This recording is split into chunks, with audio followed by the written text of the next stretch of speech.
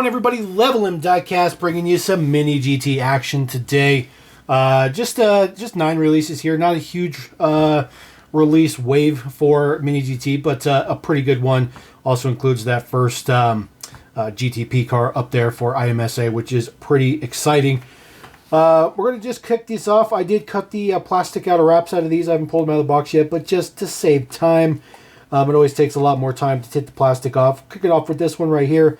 This one is number 619. This is the BMW Alpina B7 X-Drive in David Gray Metallic.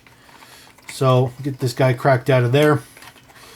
These BMWs are pretty average, pretty straightforward. Nothing super fancy with them. I think they're perfectly necessary in the range, but nothing fancy with them. This box is a little bit rough when they closed it up. But there is our BMW, which looks pretty good. The details look pretty good on it as well. The wheels are pretty good as well. The Alpinas do have specific wheels to them. The model itself is not very different from the standard BMW. Just a little bit of details here and there. It does say Alpina on the bottom there. Get that to focus a little bit, which looks pretty good. So it's a pretty standard color. Kind of this lighter charcoal gray, which looks pretty good. And then there is your lens. The details in the back does say Alpina B7. Looks good. It's a pretty nice model. Like I said, in real life, you know, the Alpina models, they're not too different. They're actually relatively straightforward. You know, logically speaking, I guess you can say. All right, next one we're going to take a look at. This is the Shelby GT500 Dragon Snake Concept in Fuchsia Metallic. Number 696 right there. This is the newest color. They've done several colors for this one as well. Come on, there we go.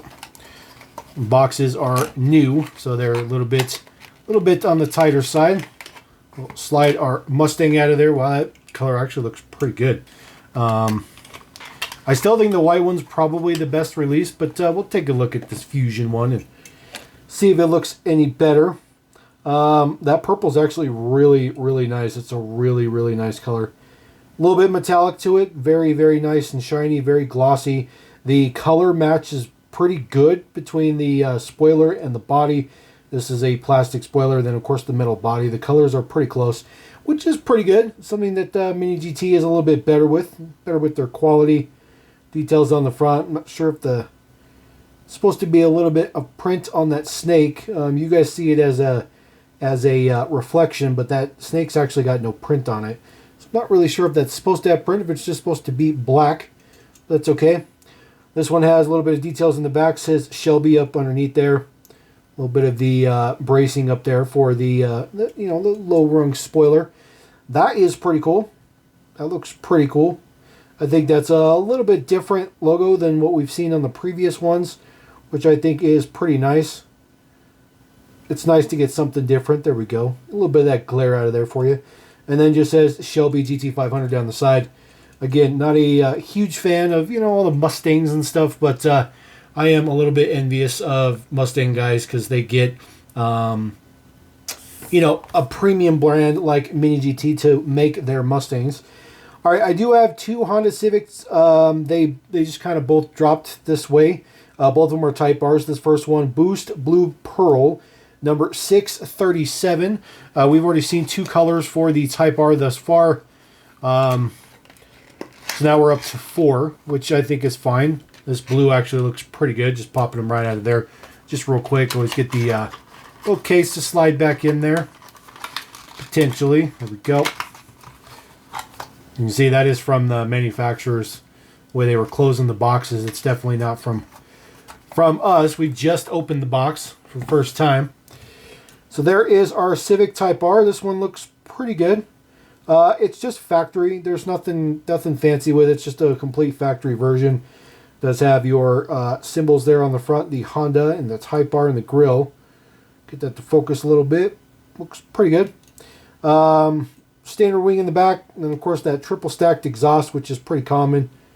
Looks pretty good. Some lens tail lights, very, very nice. The quality, of course, is good. Tail lights look pretty good as well. The exhaust ports look pretty good. It's a nice color as well. I mean, it's Mini GT. I mean, they did a good job on the previous generation Type R. They're going to do a good generation on this Type R as well. Our next one up, we're going to take a look to the other Civic. This one in Sonic Gray Pearl. This one is number 659. I think this one will probably look a little bit better. Just a personal opinion of mine. I think this will be a better color than the previous one. Again, this is just another bone stock Civic Type R. Nothing fancy. We've seen them with Advan wheels before. So Mini GT doing a little bit of customness to some of them.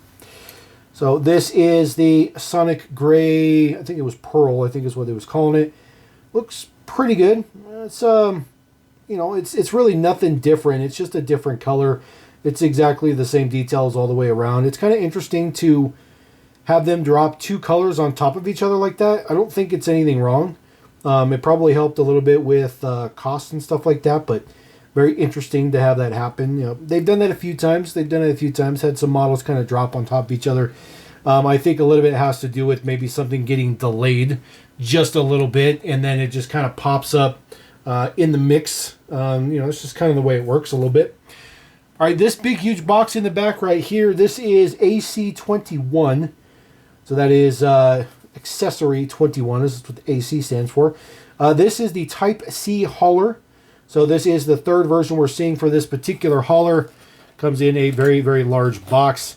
It says Type C, you know, Type A, Type B, Type C. The only difference is the deco. It's not actually a different type of trailer, which is originally what I thought Type B was going to be. It comes in this little flat plastic clamshell here. We'll just pop the trailer out of there, set that guy to the bottom real quick, put the case together like that, slide this back in the box.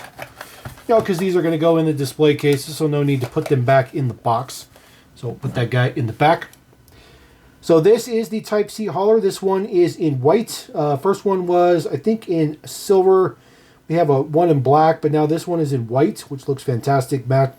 White matching wheels, looks good. I do like the really, really nice print for the wood inlay in there. That looks really, really, really good.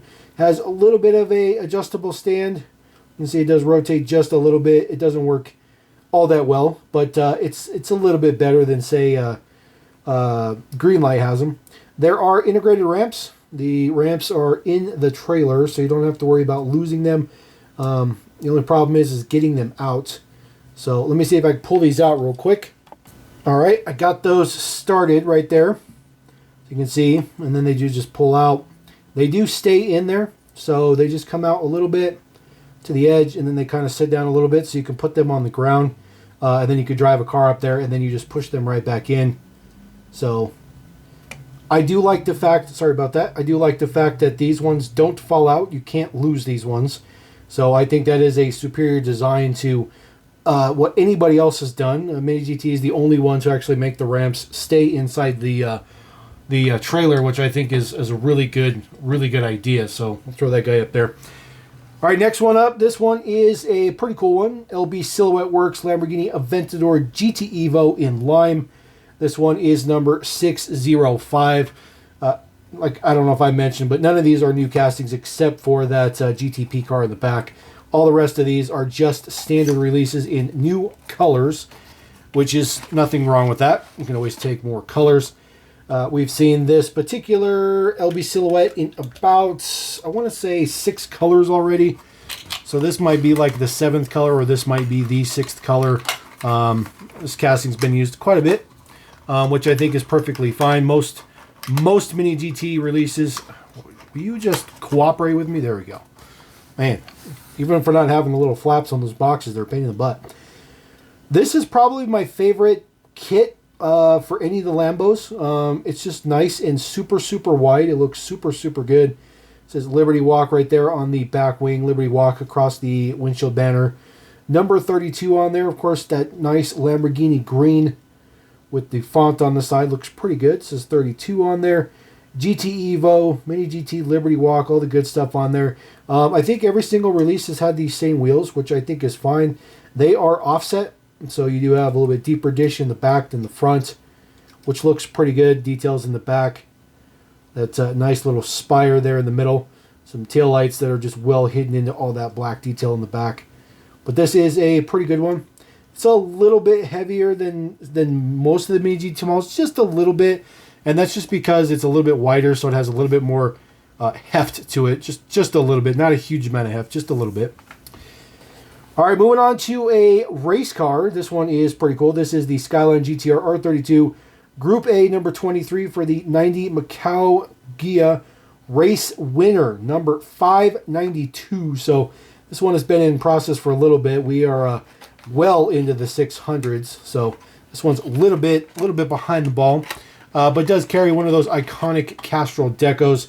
If you guys are a fan of NASCAR, you know that RFK Motorsports just won at Darlington with that throwback livery to the Castrol Tom Supra, which is kind of weird because they were driving a Ford, which I thought was odd. But the Castrol deco on it was still pretty cool, and it was kind of cool to see that iconic deco make its way into victory lane again. This one's pretty nice. It's been a little bit since we've seen one of these racing R32s, but I think it's totally worth the wait. Wheels look fantastic. Does have that extra couple pieces on there for the exhaust. Looks good.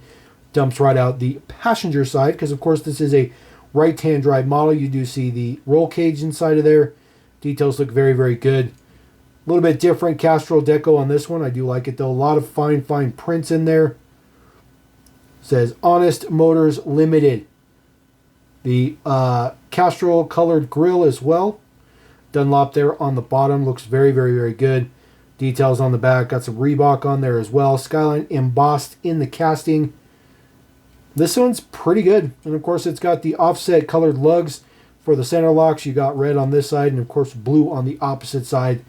I really, really, really like when car companies who are making replicas of real cars really pay attention to those itty-bitty finite details, because it's very, very, very important to get the right print for those center locks.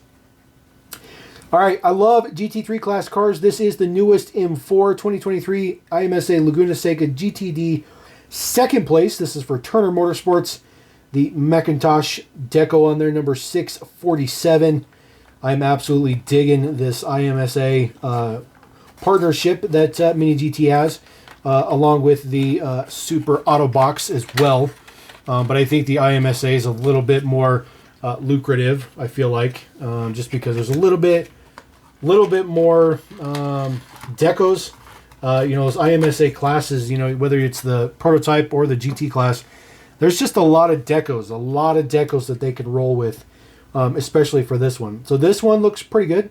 Got your Pretzilla there on the top. The windshield banner there looks pretty good. It says BMW Motorsport. Very, very interesting decos on there. Those are all music symbols. I like that. I like the details there. Turner right there on the hood for Turner Motorsports. Details on the side. I absolutely love the wheel print or the tire print on there with your Michelin. That looks so good. That really, really makes it pop. A lot of they've started to do some of that with these M4s, but all the first release of this casting, none of them had any tire print on there. And I just think the tire print really is a big, big deal. Along with those yellow tinted headlights, I absolutely love that look. It just looks fantastic. To me, that just screams race car. Just me. Kind of interesting, a little bit of green print on the side of the wing there. Kind of doesn't match the rest of the car, but that's okay. Details on the back looks pretty good as well. Lots and lots of finite details in there. Well, that's kind of cool. Look at the kind of plate detail. That's kind of like an amp meter or whatever, or like an ohm meter for music, which is pretty cool. I guess I never really noticed that. I mean, I watch IMSA, but I don't religiously watch it. Usually I just watch highlights because I don't really have the time to sit there and watch, like little mini races and stuff like that. But all right, moving on to this one here, the Acura RXX ARX06 GTP number 60. This is the IMSA Daytona 24-hour winner for Meyer Shank Racing. This is the first GTP car to release through as a new casting, obviously for IMSA. I do like the fact that IMSA takes priority in the packaging. The reason I say that is because you do have your teeny little Miho exclusives there at the bottom. number 668, but it's all about IMSA for sure. So it'll be a little bit more. Whoop, don't want to be dropping that one. It's a little bit lucrative. There is the box, nothing fancy. We're looking at the box, so we'll throw that guy to the side. All right, taking a look at the first GTP model from MiniGT. Now these cars are very, very long in real life. As a matter of fact, you just watch the most recent. I think it was at Spa. There was quite a few crashes. Due to these guys trying to cut in between GT class cars that they just didn't fit. This one has a little bit of an off tire in the front. So these ones have like super print on the tires. And the tires are really thick. So these tires are a little bit thicker than what you see on the GT3 class cars as far as Mini GT concerns. I'm not saying that's the way it is in real life, but I'm very impressed. I'm very, very impressed. You can see the tires through those front wheel wells and the rear ones as well. These prototype cars are very, very, very cool. The Acura is probably not the coolest one. I think the Peugeot is probably one of the coolest ones. And the Lamborghini is also one of the cooler ones. But I'm sure that we will see all of those in due time. Just starting off with the Acura, though, this one looks very, very good. It does say Type S on there. Obviously, no opening parts or anything like that. There is your driver list right there.